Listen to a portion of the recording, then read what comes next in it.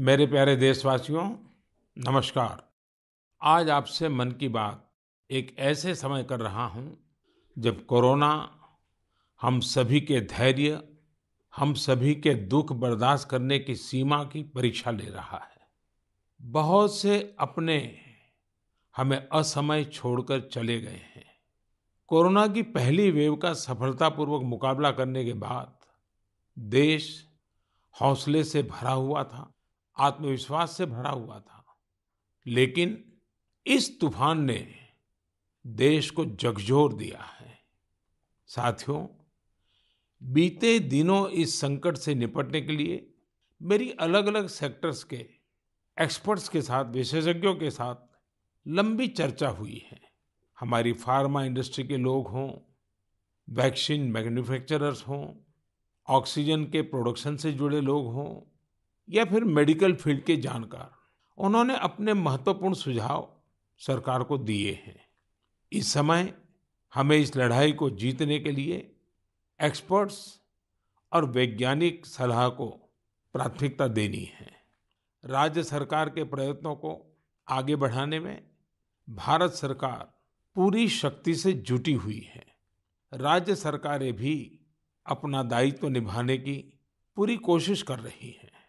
साथियों, कोरोना के खिलाफ इस समय बहुत बड़ी लड़ाई देश के डॉक्टर और हेल्थ वर्कर्स लड़ रहे हैं। पिछले एक साल में उन्हें इस बीमारी को लेकर हर तरह के अनुभव भी हुए हैं। हमारे साथ इस समय मुंबई से प्रसिद्ध डॉक्टर शशांक जोशी जी जुड़ रहे हैं। डॉक्टर शशांक जी को कोरोना के इलाज और इससे जुड़ी रिसर्च का बहुत जमीनी अनुभव है। वो इंडियन कॉलेज ऑफ फिजिशियंस के डीन भी रह चुके हैं। आइए बात करते हैं डॉक्टर शशांक से। नमस्कार डॉक्टर शशांक जी। नमस्कार सर। अभी कुछ दिन पहले ही मुझे आपसे बात करने का अवसर मिला था। आपके विचारों की स्पष्टता मुझे बहुत अच्छी लगी थी। मुझे लगा देश के सभी नागरिकों को आपके विचार जानने चाहिए। जो बातें सुनने में आती है उसी को मैं एक सवाल के रूप में आपके सामने प्रस्तुत करता हूँ। डॉक्टर शशांक, आप लोग इस समय दिन रात जीवन रक्षा के काम में लगे हुए हैं। सबसे पहले तो मैं चाहूंगा कि आप सेकंड वेव के बारे में लोगों को बताएं। मेडिकली ये कैसे अलग है और क्या-क्या सावधानी जरूरी है? धन्यवाद सर। ये जो दूसरी बाढ़ आई है ये तेजी से आई है। तो जितनी पहली बाढ़ थी उससे ये वायरस ज़्यादा तेज चल रहा है। लेकिन अच्छी बात यह है कि उससे ज़्यादा रफ्तार से रिकवरी भी है और मृत्यु दर काफ़ी कम है। इसमें 2-3 फर्क है। पहली तो ये युवाओं में और बच्चों में भी थोड़ा दिखाई दे रहा है। उसके जो लक्षण हैं, पहले जैसे लक्षण थे, सांस चढ़ना, सूखा खांसी आना, बुखार आना, ये तो सब है ही, पर उसके साथ थोड़ा गंध जाना, स्वाद चला जाना, ये भी है। और लोग थोड़े भयभीत हुए। भयभीत होने की बिल्कुल ज़रूरत नहीं है। 80-90% लोगों में इसमें कोई भी लक्षण नहीं दिखाई देते हैं। ये म्यूटेशन जो बोलते हैं, घबराने की बात नहीं है। ये म्यूटेशन होते रहते हैं। जैसे हम कपड़े बदलते हैं वैसे वायरस भी अपना रंग बदल रहा है और इसलिए बिल्कुल डरने की बात नहीं है। और ये वेव को हम पाल कर देंगे। वेव आती जाती है और ये वायरस आते जाते रहता है। तो यही अलग अलग लक्षण हैं और मेडिकली हमको सतर्क रहना चाहिए। एक 14 से 21 दिन का ये कोविड का टाइम टेबल है। इसमें वैद्यकीय सलाह लेना चाहिए। डॉक्टर शशांक, मेरे लिए भी आपने जो एनालिसिस बताया बड़ा इंटरेस्टिंग है। मुझे कई चिट्ठियां मिली हैं जिसमें ट्रीटमेंट के बारे में भी लोगों की बहुत सी आशंकाएं हैं। कुछ दवाओं की मांग बहुत ज्यादा है। इसलिए मैं चाहता हूं कि कोविड के ट्रीटमेंट के बारे में भी आप लोगों को जरूर बताएं। हाँ सर, क्लिनिकल ट्रीटमेंट लोग बहुत देरी से चालू करते हैं और अपने आप बीमारी से दब जाएंगी ये भरोसे पे रहते हैं और मोबाइल पे आने वाली बातों पे भरोसा रखते हैं। और अगर सरकारी दी हुई सूचना का पालन करे तो ये कठिनाई का सामना नहीं आता है।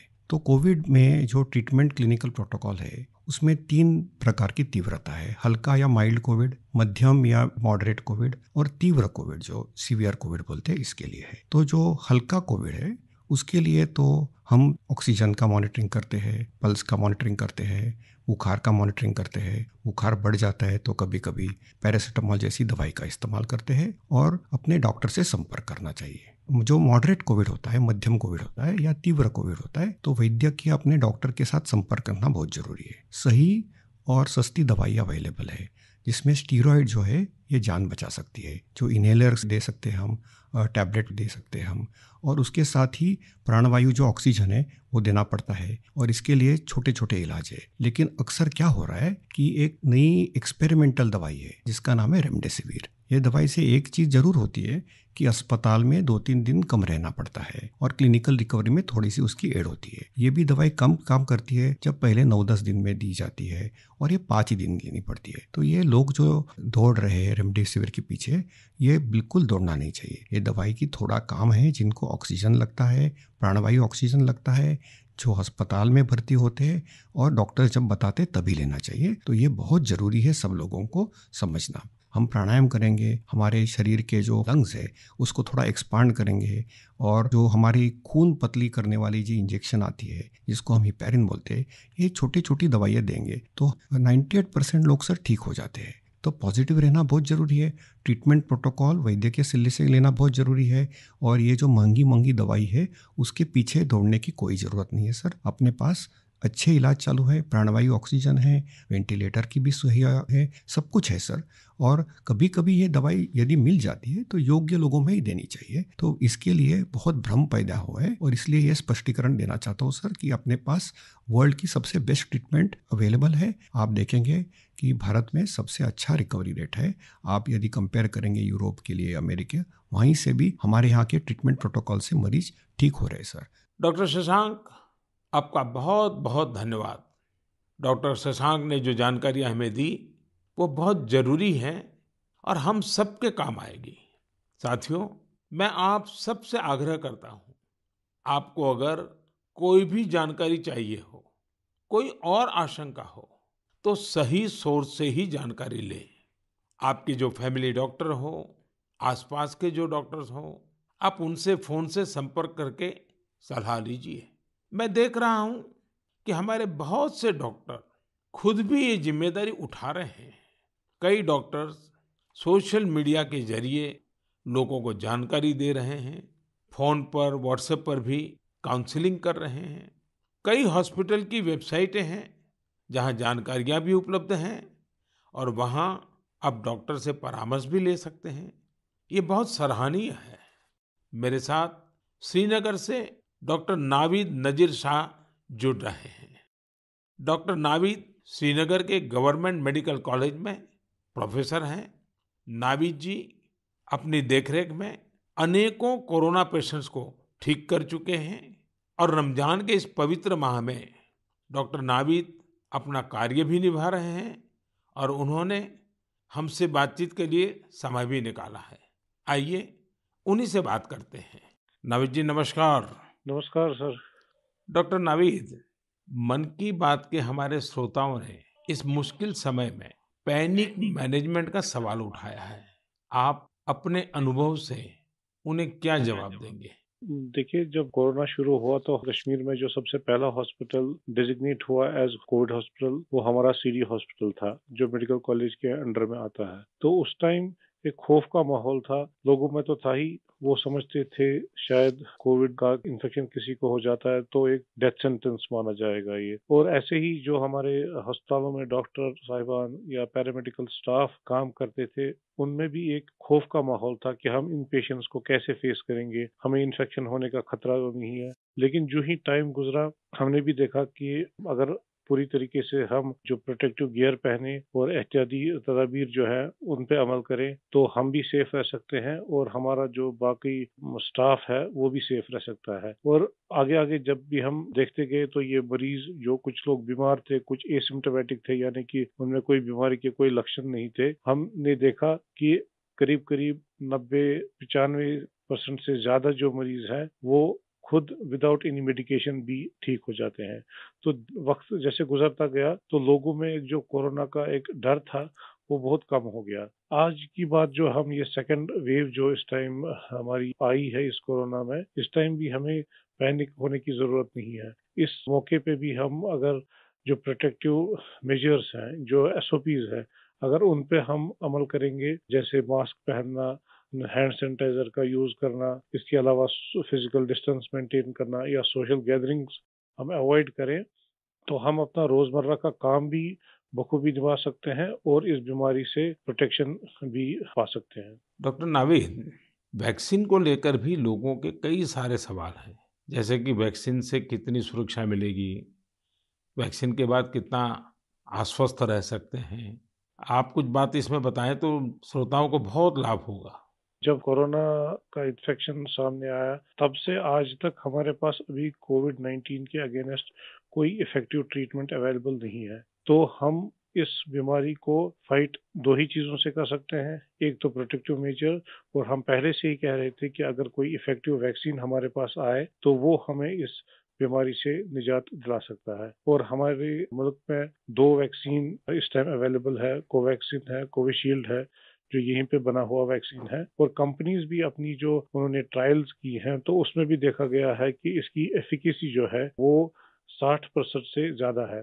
अगर हम जम्मू कश्मीर की बात करें, हमारी यूटी में अभी तक 15 से 16 लाख तक लोगों ने अभी ये वैक्सीन लगाया है। हाँ, सोशल मीडिया में काफी इसके जो मिसकंसेप्शन या मिथ्स इसमें आए थे कि ये साइड इफेक्ट्स हैं। अभी तक हमारे जो भी यहाँ पे वैक्सीन लगे हैं, कोई साइड इफेक्ट उनमें नहीं पाया गया है। सिर्फ जो आम हर किसी वैक्सीन के साथ एसोसिएटेड होता है, किसी को बुखार आना, पूरे बदन में दर्द, या लोकल साइट जहाँ पे इंजेक्शन लगता है वहाँ पे पेन होना, ऐसे ही साइड इफेक्ट्स हमने हर मरीज में देखे हैं। तो कोई ग्रॉस हमने कोई एडवर्स इफेक्ट नहीं देखा है।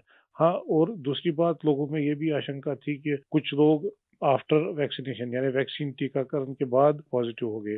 इसमें कंपनी से ही गाइडलाइंस है कि उसमें अगर किसी को टीका लगा है उसके बाद उसको इन्फेक्शन हो सकता है, वो पॉजिटिव हो सकता है, लेकिन जो बीमारी की सीवियरिटी है यानी बीमारी की शिद्दत जो है उन मरीजों में उतनी नहीं होगी। यानी कि वो पॉजिटिव हो सकते हैं, लेकिन जो बीमारी है वो एक जानलेवा बीमारी उनमें साबित नहीं हो सकती है। इसलिए जो भी ये मिसकंसेप्शंस हैं वैक्सीन के बारे में, वो हमें दिमाग से निकालने चाहिए। और जिस जिसकी बारी आई, क्योंकि 1 मई से हमारा पूरे मुल्क में जो भी 18 साल से ज्यादा की उम्र के हैं उनको वैक्सीन लगाने का कार्यक्रम शुरू होगा, तो लोगों से अपील यही करेंगे कि आप आए, वैक्सीन लगवाएं और अपने आप को भी प्रोटेक्ट करें, और ओवरऑल हमारी सोसाइटी और हमारी कम्युनिटी इससे प्रोटेक्ट हो जाएगी कोविड-19 के इन्फेक्शन से। डॉक्टर नावीद, आपका बहुत बहुत धन्यवाद और आपको रमजान के पवित्र महीने की बहुत बहुत शुभकामनाएं। बहुत बहुत शुक्रिया। साथियों, कोरोना की इस संकट काल में वैक्सीन की अहमियत सभी को पता चल रही है। इसलिए मेरा आग्रह है कि वैक्सीन को लेकर किसी भी अफवाह में न आए। आप सभी को मालूम भी होगा कि भारत सरकार की तरफ से सभी राज्य सरकारों को फ्री वैक्सीन भेजी गई है, जिसका लाभ 45 साल की उम्र के ऊपर के लोग ले सकते हैं। अब तो 1 मई से देश में 18 साल के ऊपर के हर व्यक्ति के लिए वैक्सीन उपलब्ध होने वाली है। अब देश का कॉरपोरेट सेक्टर, कंपनियां भी अपने कर्मचारियों को वैक्सीन लगाने के अभियान में भागीदारी निभा पाएगी। मुझे ये भी कहना है कि भारत सरकार की तरफ से मुफ्त वैक्सीन का जो कार्यक्रम अभी चल रहा है, वो आगे भी चलता रहेगा। मेरा राज्यों से भी आग्रह है कि वो भारत सरकार के इस मुफ्त वैक्सीन अभियान का लाभ अपने राज्य के ज्यादा से ज्यादा लोगों तक पहुंचाएं। साथियों, हम सब जानते हैं कि बीमारी में हमारे लिए अपने परिवार की देखभाल करना मानसिक तौर पर कितना मुश्किल होता है, लेकिन हमारे अस्पतालों के नर्सिंग स्टाफ को तो यही काम लगातार कितने ही मरीजों के लिए एक साथ करना होता है। ये सेवा भाव हमारे समाज की बहुत बड़ी ताकत है। नर्सिंग स्टाफ द्वारा की जा रही सेवा और परिश्रम के बारे में सबसे अच्छे से तो कोई नर्स ही बता सकती है।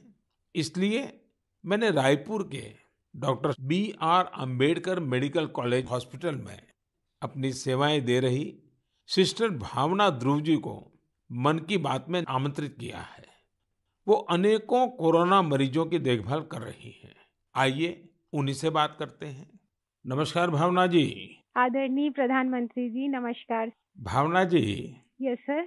मन की बात सुनने वालों को आप जरूर ये बताइए कि आपके परिवार में इतनी सारी जिम्मेवारियां, इतने सारे मैंने मल्टीटास्क, और सर। उसके बाद भी आप कोरोना के मरीजों के साथ काम कर यस रही सर। हैं। कोरोना के मरीजों के साथ आपका जो अनुभव रहा वो जरूर देशवासी सुनना चाहेंगे, क्योंकि सिस्टर जो होती हैं, नर्सिस जो होते हैं, वो यस सर। पेशेंट के सबसे निकट होती हैं और सबसे लंबे समय तक होती हैं। Yes sir. तो वो हर चीज को बड़ी बारीकी से समझ सकती हैं। जी बताइए। जी सर, मेरा टोटल एक्सपीरियंस कोविड में सर 2 मंथ का है सर। हम 14 डेज ड्यूटी करते हैं और 14 डेज के बाद हमें रेस्ट दिया जाता है। फिर 2 महीने बाद हमारा ये कोविड ड्यूटी रिपीट होता है सर। जब सबसे पहले मेरी कोविड ड्यूटी लगी तो सबसे पहले मैं अपने फैमिली मेंबर्स को ये कोविड ड्यूटी की बात शेयर करी। ये मई की बात है और मैं ये जैसे ही मैंने शेयर किया, सबके सब डर गए, घबरा गए मुझसे। कहने लगे कि बेटा ठीक से काम करना। एक इमोशनल सिचुएशन था सर बीच में, जब मेरी बेटी मुझसे पूछी, मम्मा आप कोविड ड्यूटी जा रहे हो? तो उस समय बहुत ही ज़्यादा मेरे लिए इमोशनल मोमेंट था। लेकिन जब मैं कोविड पेशेंट के पास गई तो मैं एक ज़िम्मेदारी घर में छोड़ के गई और जब मैं कोविड पेशेंट से मिली सर, तो वो उनसे और ज़्यादा घबराए हुए थे। कोविड के नाम से सारे पेशेंट इतना डरे हुए थे सर कि उनको समझ में ही नहीं आ रहा था कि उनके साथ क्या हो रहा है, हम आगे क्या करेंगे। हम उनके डर को दूर करने के लिए उनसे बहुत अच्छे से हेल्दी एनवायरनमेंट दिए सर उन्हें। हमें जब ये कोविड ड्यूटी करने को कहा गया तो सर सबसे पहले हमको पीपी किट पहनने के लिए कहा गया सर, जो कि बहुत ही कठिन है पीपी किट को पहन करके ड्यूटी करना। सर ये बहुत टफ था हमारे लिए। मैंने 2 मंथ की ड्यूटी में हर जगह 14-14 दिन ड्यूटी किए, वार्ड में, आईसीयू में, आइसोलेशन में सर। यानी कुल अलग। मिलाकर तो आप 1 साल से इसी काम को कर रही है। Yes sir. वहाँ जाने से पहले मुझे नहीं पता था कि मेरे कलीग्स कौन हैं। हम एक टीम मेंबर की तरह काम किए सर, उनका जो भी प्रॉब्लम थे उनको शेयर किए। हम जाने पेशेंट के बारे में और उनका स्टिग्मा दूर किया सर। कई लोग ऐसे थे सर कि जो कोविड के नाम से ही डरते थे। वो सारे सिम्पटम्स उनमें आते थे जब हम हिस्ट्री लेते थे उनसे, लेकिन वो डर के कारण वो अपना टेस्ट नहीं करवा पाते थे। तो हम उनको समझाते थे और सर जब सीवियरिटी बढ़ जाती थी तब उनका लंग्स ऑलरेडी इन्फेक्टेड हो चुका रहता था, तब उनको आईसीयू की ज़रूरत रहती थी, तब वो आते थे और साथ में उनकी पूरी फैमिली आती थी। तो ऐसा 1-2 केस हमने देखा सर। और ऐसा भी नहीं कि हर एक एज ग्रुप के साथ काम किया सर हमने, जिसमें छोटे बच्चे थे, महिला, पुरुष, बुजुर्ग, सारे तरह के पेशेंट थे सर। उन सबसे हमने बात करी तो सबने कहा कि हम डर की वजह से नहीं आ पाए। सबका यही हमें आंसर मिला सर। तो हम उनको समझाएं सर कि डर कुछ नहीं होता है, आप हमारा साथ दीजिए, हम आपका साथ देंगे। बस आप जो भी प्रोटोकॉल्स है उसे फॉलो कीजिए। बस हम इतना उनसे कर पाए सर। भावना जी, मुझे बहुत अच्छा लगा आपसे बात कर करके। आपने काफी अच्छी जानकारियां दी हैं, अपने स्वयं के अनुभव से दी हैं। जी तो सर। जरूर देशवासियों को इससे एक पॉजिटिविटी का मैसेज जाएगा। आपका बहुत बहुत धन्यवाद Bhavana ji. Thank you so much sir. Thank you so much. जय हिंद सर। जय हिंद। भावना जी और नर्सिंग स्टाफ के आप जैसे हजारों लाखों भाई बहन बखूबी अपना कर्तव्य निभा रहे हैं। ये हम सभी के लिए बहुत बड़ी प्रेरणा है। आप अपने स्वास्थ्य पर भी खूब ध्यान दीजिए, अपने परिवार का भी ध्यान रखिए। साथियों, हमारे साथ इस समय बेंगलुरु से सिस्टर सुरेखा जी भी जुड़ी हुई है। सुरेखा जी केसी जनरल हॉस्पिटल में सीनियर नर्सिंग ऑफिसर हैं। आइए उनके अनुभव भी जानते हैं। नमस्ते Surekha ji. I'm really proud and honored, sir, to speak to Prime Minister of our country. Surekha ji, you along with all fellow nurses and hospital staff are doing excellent work. India is thankful to you all. What is your message for the citizens in this fight against COVID-19? Yes, sir. Being a responsible citizens, I would really like to tell something like, please be humble to your neighbors.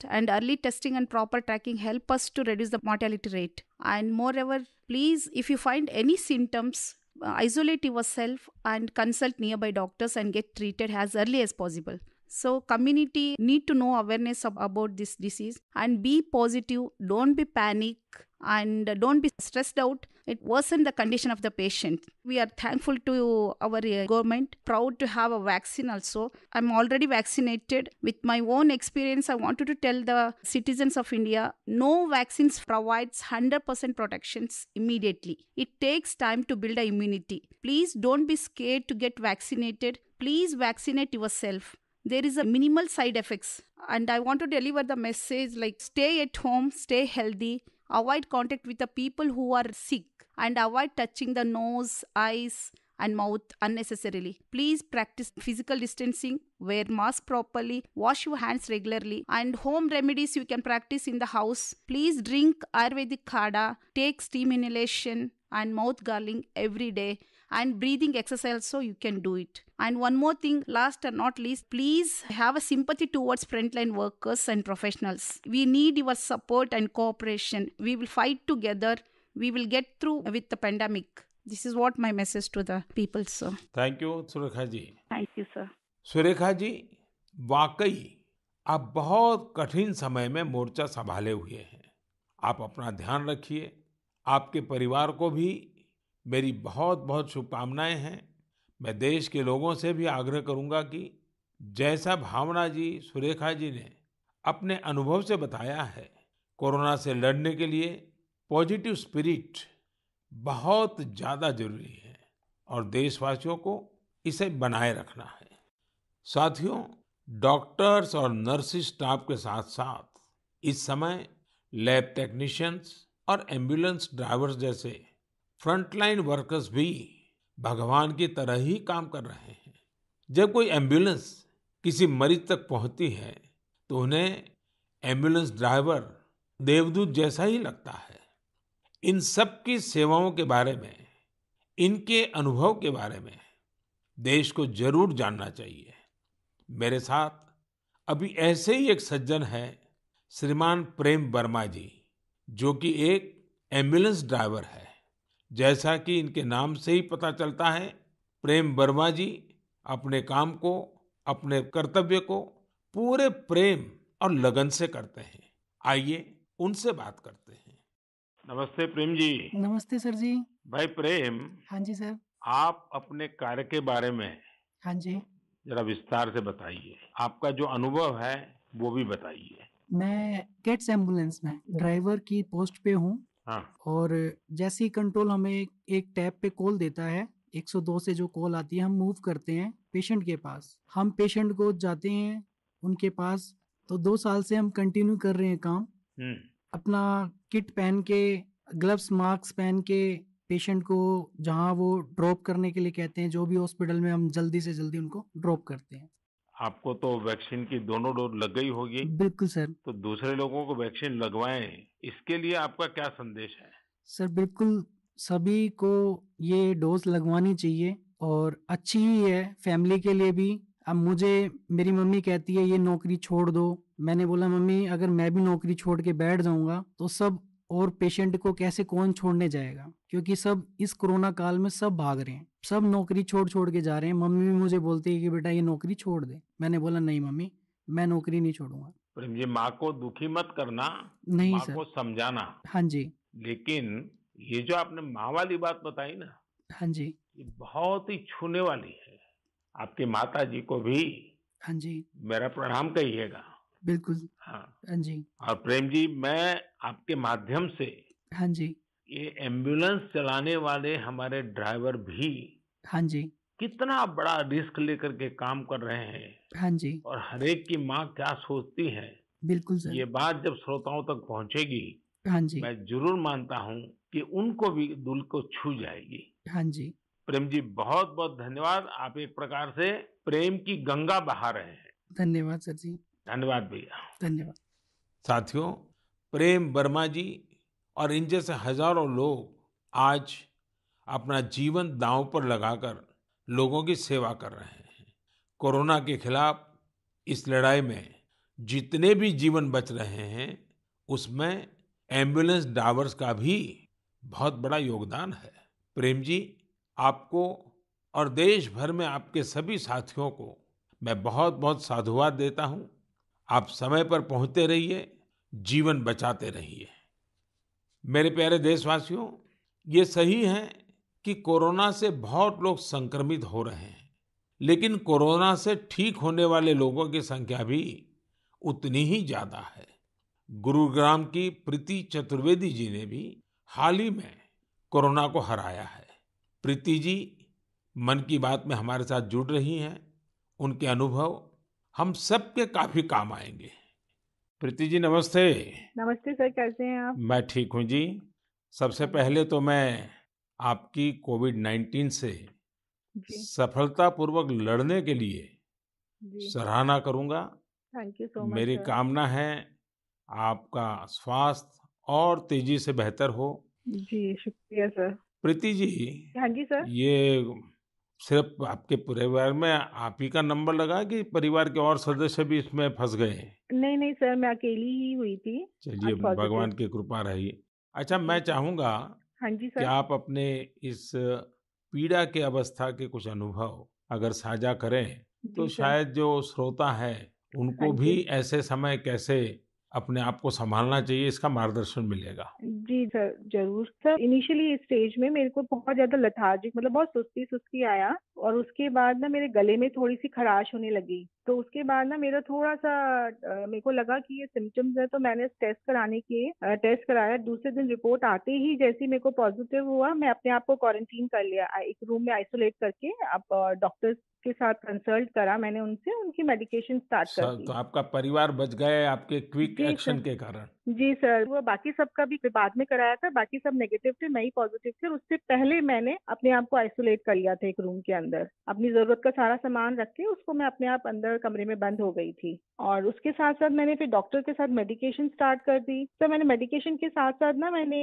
Yoga, Ayurvedic और साथ में मैंने ना काढ़ा भी लेना शुरू कर दिया था अपनी इम्यूनिटी बूस्ट करने के लिए। और सर मैं दिन में मतलब जब भी अपना भोजन वगैरह लेती थी, उससे मैंने हेल्दी फूड जो कि प्रोटीन रिच डाइट थी, वो लिया मैंने। मैंने बहुत सारा फ्लूइड लिया, मैंने स्टीम लिया, गार्गल किया और हॉट वाटर लिया। मैंने दिन भर मैं इन सब चीज़ों को ही अपने उस जीवन में लेती आई डेली। और सर इन दिनों में ना सबसे बड़ी बात मैं बोलना चाहूँगी कि घबराना तो बिल्कुल नहीं है, बहुत मेंटली स्ट्रॉन्ग करना है, जिसके लिए मेरे को ना योगा ने बहुत ज़्यादा ब्रीदिंग एक्सरसाइज करती थी ना, उससे मुझे अच्छा लगता था उसको करने हम्म। से मुझे। अच्छा प्रीति जी, जब अब आपका प्रोसेस पूरा हो गया, आप संकट से बाहर निकल आई, हाँ अब आपका जी। टेस्ट भी नेगेटिव आ गया है, हाँ जी तो सर। फिर आप अपने स्वास्थ्य के लिए, जी इसके सर। देखभाल के लिए अभी क्या कर रही है? सर मैंने एक तो योगा बंद नहीं किया है, ठीक है? मैंने काढ़ा अभी भी ले रही हूँ और अपनी ना इम्यूनिटी बूस्ट रखने के लिए मैं अच्छा हेल्दी फूड खा रही हूँ अभी, जो कि मैं बहुत अपने आप को नेग्लेक्ट कर लेती थी, उस पे बहुत ध्यान दे रही हूँ मैं। धन्यवाद Preeti ji. Thank you so much sir. आपने जो जानकारी दी, मुझे लगता है ये बहुत सारे लोगों के काम आएगी। आप स्वस्थ रहें, आपके परिवार के लोग स्वस्थ रहें, मेरी आपको बहुत बहुत शुभकामनाएं। मेरे प्यारे देशवासियों, जैसे आज हमारे मेडिकल फील्ड के लोग, फ्रंटलाइन वर्कर्स, दिन रात सेवा कार्यों में लगे हैं, वैसे ही समाज के अन्य लोग भी इस समय पीछे नहीं है। देश एक बार फिर एकजुट होकर कोरोना के खिलाफ लड़ाई लड़ रहा है। इन दिनों मैं देख रहा हूं, कोई क्वारंटाइन में रह रहे परिवारों के लिए दवा पहुंचा रहा है, कोई सब्जियां, दूध, फल आदि पहुंचा रहा है, कोई एम्बुलेंस की मुफ्त सेवाएं मरीजों को दे रहा है। देश के अलग अलग कोने में इस चुनौतीपूर्ण समय में भी स्वयंसेवी संगठन आगे आकर दूसरों की मदद के लिए जो भी कर सकते हैं वो करने का प्रयास कर रहे हैं। इस बार गांवों में भी नई जागरूकता देखी जा रही है। कोविड नियमों का सख्ती से पालन करते हुए लोग अपने गांव की कोरोना से रक्षा कर रहे हैं। जो लोग बाहर से आ रहे हैं उनके लिए सही व्यवस्थाएं भी बनाई जा रही हैं। शहरों में भी कई नौजवान सामने आए हैं जो अपने क्षेत्र में कोरोना के केस न बढ़े, इसके लिए स्थानीय निवासियों के साथ मिलकर प्रयास कर रहे हैं। यानी एक तरफ देश दिन रात अस्पतालों, वेंटिलेटर्स और दवाइयों के लिए काम कर रहा है, तो दूसरी ओर देशवासी भी जी जान से कोरोना की चुनौती का मुकाबला कर रहे हैं। ये भावना हमें कितनी ताकत देती है, कितना विश्वास देती है। ये जो भी प्रयास हो रहे हैं, समाज की बहुत बड़ी सेवा है। ये समाज की शक्ति बढ़ाते हैं। मेरे प्यारे देशवासियों, आज मन की बात की पूरी चर्चा को हमने कोरोना महामारी पर ही रखा, क्योंकि आज हमारी सबसे बड़ी प्राथमिकता है इस बीमारी को हराना। आज भगवान महावीर जयंती भी है। इस अवसर पर मैं सभी देशवासियों को शुभकामनाएं देता हूं। भगवान महावीर के संदेश हमें तप और आत्म संयम की प्रेरणा देते हैं। अभी रमजान का पवित्र महीना भी चल रहा है। आगे बुद्ध पूर्णिमा भी है। गुरु तेग बहादुर जी का 400वां प्रकाश पर्व भी है। एक महत्वपूर्ण दिन पोचिशे बोईशाक टैगोर जयंती का है। ये सभी हमें प्रेरणा देते हैं अपने कर्तव्य को निभाने की। एक नागरिक के तौर पर हम अपने जीवन में जितनी कुशलता से अपने कर्तव्यों को निभाएंगे, संकट से मुक्त होकर भविष्य के रास्ते पर उतनी ही तेजी से आगे बढ़ेंगे। इसी कामना के साथ मैं आप सभी से एक बार फिर आग्रह करता हूं कि वैक्सीन हम सबको लगवाना है और पूरी सावधानी भी रखनी है। दवाई भी, कड़ाई भी, इस मंत्र को कभी भी नहीं भूलना है। हम जल्द ही साथ मिलकर इस आपदा से बाहर आएंगे। इसी विश्वास के साथ आप सभी का बहुत बहुत धन्यवाद। नमस्कार।